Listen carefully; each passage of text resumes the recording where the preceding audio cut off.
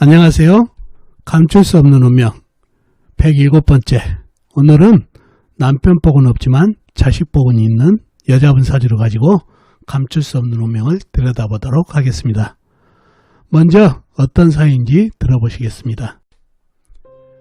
어느 날 중년 여자분께서 전화로 상담 예약을 하시고 정해진 시간에 상담을 오셨습니다.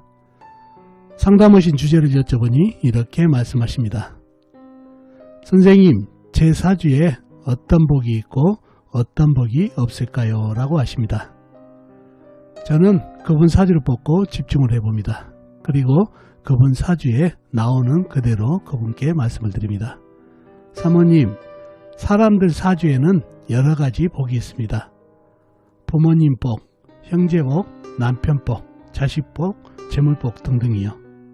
그런데 사모님은 남편 복과 다른 복은 별로 없습니다. 그러나 자식 복 하나만큼은 타고난 사주팔자네요 라고 말씀드렸더니 그분께서 말씀하십니다. 선생님, 그게 사주에 나오는군요. 제가 어려서는 부모 덕을 보지 못하고 형제들과는 그저 그렇고 결혼해서는 남편 복도 없이 살았습니다. 그런데 아들 하나가 있는데 이 아들이 아직 어리지만은 내게 너무 잘하고 효도도 하고 공부도 너무 잘합니다. 그래서 지금 서울대도 다니고 있어서 내게는 상당히 귀중한 자식입니다. 선생님 말씀대로 자식복이 있는 사주가 많네요 라고 말씀하십니다. 저는 그분께 본인의 사주에 대해서 좀 더 자세히 말씀드리고 왜 자식복이 있는 사주가 되었는지 설명을 드리고 나서 상담을 마친 사연입니다. 자, 그럼 이분 사주가 어떤 사주이길래 다른 복은 없지만 자식 복은 타고났는지 여러분과 같이 사주 속에 감춰진 운명을 찾아보도록 하겠습니다. 자, 이 사주가 오늘 여러분과 같이 사주 속에 들어있는 운명을 들여다볼 사주가 되겠습니다. 계축년 무오월 병자일 경인시에 태어나신 여자분이시네요. 계축년생이시면 1973년생이시죠. 2020년에 48이 되시는 여자분이 되겠습니다. 자, 이분이 상담 오셔가지고 본인 사주 속에 들어있는 복 중에서 어떤 복이 좋고 어떤 복이 안 좋은지 알고 싶다고 그래서 제가 자식 복은 좋고 다른 복은 너무 약합니다. 남편 복, 부모 덕, 형제 덕이 약한 사주입니다 라고 얘기했는데 왜 그런 얘기를 했는지 사주 형국을 파악해 봐야겠죠. 사주 형국을 파악하기 위해서 오행의 분포부터 알아보겠습니다. 먼저 일간인 내 편부터 알아볼까요?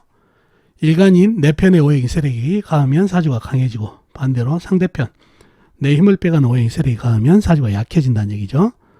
자, 일간이 병화 큰 불로 태어났네요. 불의 내 편은 비겁인 같은 불이나 불을 생겨주는 땔감인 나무가 내 편이 되겠습니다. 먼저 비겁인 불을 찾아볼까요? 불은 월지오와 작은 촛불이 있습니다. 그리고 다른 데는 없고 시지 임목지장간에 병화가 암장되어 있습니다. 다음에 불을 생해주는 땔감인 나무를 찾아볼까요? 나무는 시지의 임목 큰 나무가 있습니다. 그리고 다른 데는 없고 지장간에 없고요. 그러면 나와 있는 내 편이라고는 오와 작은 불과 임목 큰 나무뿐이다 보니까 내 편의 세력이 너무 약한 그런 형국입니다. 이러면 사주가 약해질 가능성이 많죠. 자, 상대편도 한번 찾아보겠습니다. 상대편은 뭔가요? 내 힘을 빼간 오행, 식상 내가 생하면서 힘이 받고, 재성 내가 극하면서 힘이 받고, 관성 일간인 나를 극하니까 일간인 내가 힘이 약해지는 이 세 가지 오행이 상대편이 되겠습니다. 식상은 뭔가요? 불이 생겨진 오행이니까 흙이 되겠고, 재성은 쇠, 관성은 물이 되겠습니다. 먼저 식상인 흙을 찾아볼까요? 흙은 연지의 축토 작은 흙, 그 다음에 월간에 무토 큰 흙 광활한 대지가 있습니다. 그리고 다른 데는 없고 월지 오화 안에 기토, 시지 임목 안에 무토가 암장되어 있습니다. 다음에 재성인 쇠를 찾아볼까요? 쇠는 시간에 연금 큰 쇠가 있네요. 그리고 다른 데는 없고 축토지장 안에 신금 작은 쇠가 암장되어 있습니다. 다음에 관성인 물을 찾아볼까요? 물은 연간의 개수 작은 물, 그 다음에 일지의 자수 작은 물이 있습니다.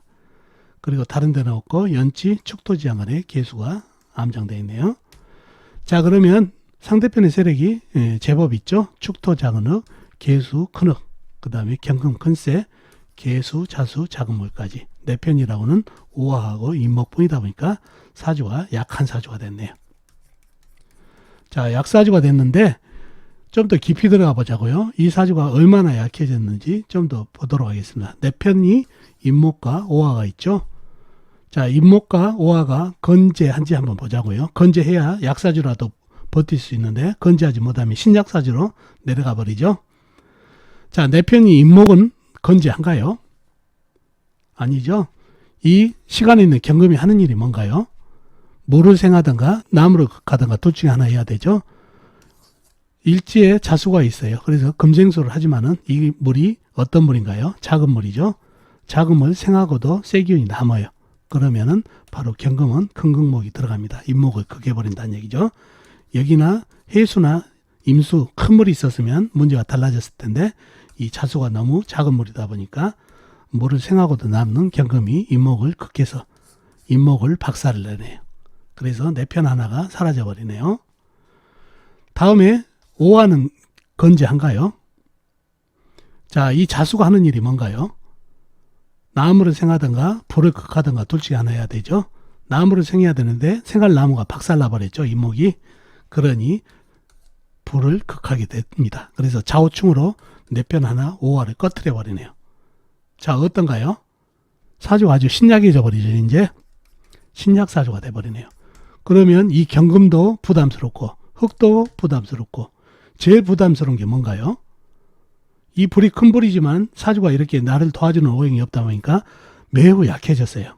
신약한 사주가 됐기 때문에 이 불이 가장 위협적인 것이 내 힘을 빼가는 녀석보다 나를 극하는 물은 나를 바로 죽여버리죠.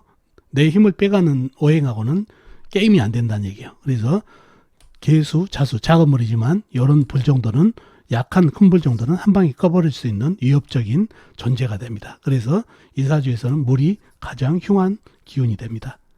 경금이나 무토나 흙들도 부담이 되지만은 내 힘을 빼가는 것보다 나를 바로 극해버리는 관성인 물이 아주 흉한 그런 오행이 되겠습니다. 그런 사주가 됐어요. 그러면 이 사주의 영신은 뭔가요? 임목은 깨졌고 오화는 좌우충으로 깨졌고 사주에서 가장 흉한 녀석이 뭐라고 그랬죠? 물이라고 그랬죠. 작은 물이지만 계수와 자수가 있는데 이 계수와 자수를 고군분투 맡고 있는 무토 큰흙 광활한 대지가 용신이 되겠습니다. 그래서 위협적인 작은 물이지만 얼마든지 이 불을 끌 수 있는 물이기 때문에 이 물을 막아줄 수 있는 유일한 흙이 나한테 고마운 용신이 되겠습니다. 그런 사주가 됐네요. 희신, 운에서는 나무가 와야 되고요. 수생목, 목생화로 이어지니까 불이 훨훨 탈 수가 있으니까요. 그래서 희신, 운에서는 나무도 큰 나무가 오면 좋겠죠. 나무가 와야 좋은 사주고 용신은 무토가 되겠습니다. 자, 그런 사주가 됐네요. 자, 사주를 이렇게 풀어보다 보니까 이분의 이제 인덕 어떤 복이 좋은지 한번 살펴봐야 되겠죠. 자, 먼저 아버지 복을 한번 보자고요. 아버지는 경금이 되겠죠. 새가 재성이 아버지니까 어떤가요? 재성은 내가 극한 오행이지만 극할 힘이 있나요? 취할 힘이 없기 때문에 아주 부담스러운, 제가 부담스러운 존재죠. 그래서 아버지 덕이 약한 사주고, 어머니는 어디 있나요? 인목이 어머니가 되죠. 인성이. 인성이 나한테 귀중한 존재지만 아버지한테 박살났죠. 건강목으로. 그러니 나를 도와주고는 싶지만은 힘이 전혀 없는 형국이다 보니까 어머니 덕도 없다는 얘기죠. 귀한 존재지만 힘이 없기 때문에 나를 도와줄 수가 없죠. 다음에 형제 덕은 어떤가요? 비겁이죠. 오화 있죠. 오화가 어떤가요? 자기 살기 바쁘죠. 좌우충을 깨져서 물한테 당해버려서 힘이 전혀 없었기 때문에 본인 살기도 바쁘고 나한테 힘을 전혀 줄 수 없어서 형제 덕도 없는 그런 사주팔자가 됐습니다. 자, 그런데 유일하게 이 흉한 물을 갖다 막아주고 있는 이 흙이 용신이라는 얘기죠. 나한테 제일 고마운 녀석이죠. 그죠? 건재하고 있고. 식신이죠. 뭔가요? 자식이죠. 그래서 자식복이 있습니다. 그리고 이 물기운이 나한테 가장 흉한 기운이라고 그랬죠. 부담스러운 존재. 관이죠. 관은 바로 배우자입니다. 그래서 남편복도 없지만은 유일하게 식신이 용신으로서 흉한 물을 막고 있어서 바로 자식복은 타고난 그런 사주팔자라고 제가 말씀드렸던 이유가 그런 이유입니다. 그래서 사주가 이렇다 보니까 운명적으로 자식복이 있어가지고 이분이 자식복이 있습니다라고 얘기했더니 본인한테 상당히 잘하고 효도를 잘하면서 공부도 잘해서 서울대학교에 재학 중인 아들을 둔 그런 사주팔자가 되겠습니다. 그래서 이 사주 쪽에는 식상 자식의 기운이 아주 훌륭하기 때문에 자식복이 있었던 사주팔자가 되겠습니다. 자, 오늘은 여러분과 같이 사주 속에 들어있는 육친의 덕에 대해서 한번 살펴봤습니다. 자, 어떻습니까 여러분? 오늘 사주풀이 도움이 되셨나요? 도움이 되셨으면 좋겠습니다. 다음 시간에 뵙도록 하겠습니다. 안녕히 계세요.